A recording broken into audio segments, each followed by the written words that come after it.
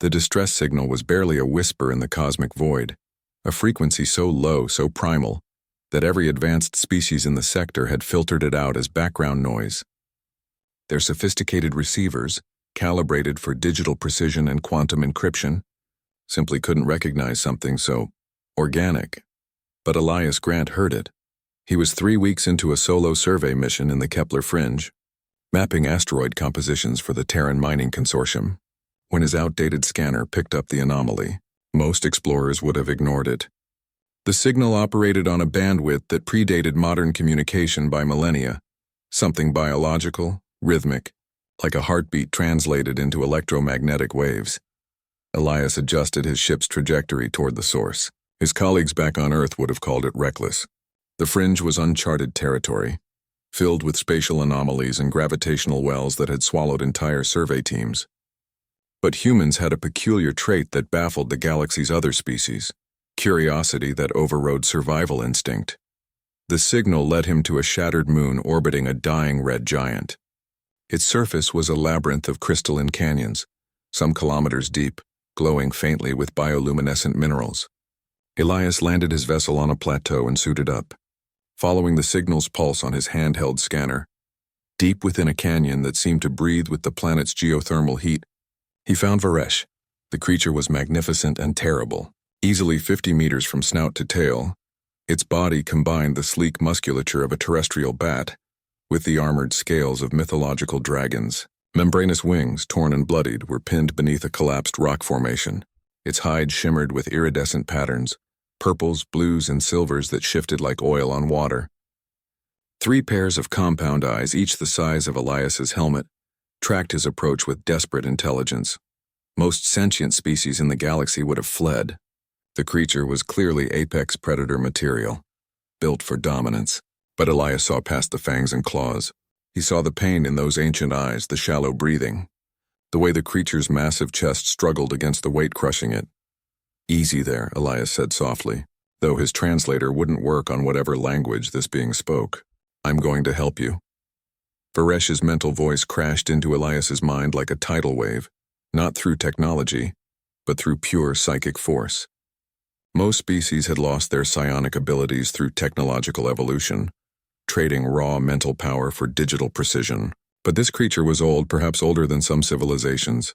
Pain, trapped, dying. "Why do you not flee, small thing?" Elias winced at the mental pressure but stood his ground. "Because you need help, and I'm apparently the only one dumb enough to answer your call. The others. They cannot hear, their minds are closed, wrapped in metal and light, but your mind still echoes with ancient frequencies. Guess being a primitive species has its perks," Elias muttered, examining the rock formation. It was massive, easily 100 tons of crystalline stone. No way he could move it manually, and his ship's tractor beam wasn't designed for precision work in tight spaces. But humans were nothing if not improvised engineers. Elias spent the next 4 hours setting up a network of plasma charges, carefully calculating angles and blast radii. Varesh watched silently, occasionally sending waves of curiosity through their mental link. The creature was fascinated by human determination, the way Elias refused to give up despite the obvious impossibility of the task. "Your species is strange. Weak in body, limited in mind, yet you persist where others surrender." "It's kind of our thing," Elias replied, sweat dripping inside his suit. "We're too stubborn to know when to quit." The controlled detonation was perfect. The rock formation shattered into manageable pieces, and Varesh pulled free with a roar that shook the canyon walls. The creature's wings unfurled, massive, glorious, and terrifying. Despite the tears in the membrane, Varesh lifted into the air, circling above Elias in what could only be described as joy. "I am Varesh, last of the stellar drakes. We have sailed the cosmic winds for eons, watching civilizations rise and fall, and in all that time, I have never met a species quite like yours." Elias removed his helmet, breathing in the thin atmosphere. Elias Grant. Just a guy who couldn't ignore someone in trouble. Varesh landed beside him, lowering their massive head until one compound eye was level with Elias. "The galaxy has grown deaf, little human. They build their towers of logic and efficiency, but they have forgotten the old songs, the primal frequencies that connect all living things. Your species still hears them.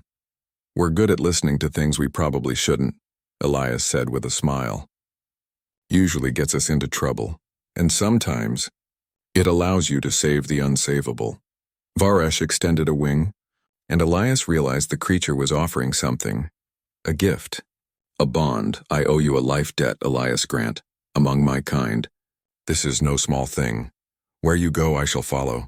Your enemies shall face the fury of ancient stars.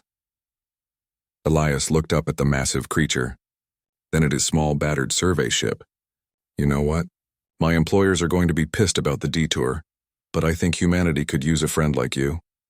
As they prepared to leave the shattered moon, Elias couldn't help but think about what Varesh had said. The galaxy had evolved beyond certain frequencies, certain connections. Species had optimized themselves into isolation, their technology creating barriers instead of bridges. But humans, they were still young enough to be foolish, primitive enough to hear the old songs, and stubborn enough to answer distress calls that no one else could hear. And maybe, just maybe, that was humanity's true strength. Varesh soared into the void beside Elias's ship, wings catching stellar winds that no instrument could measure. In the vast silence of space, a new song began, the harmony of ancient drake and stubborn human, proof that sometimes the most primitive instinct was also the most profound, the instinct to help no matter the cost.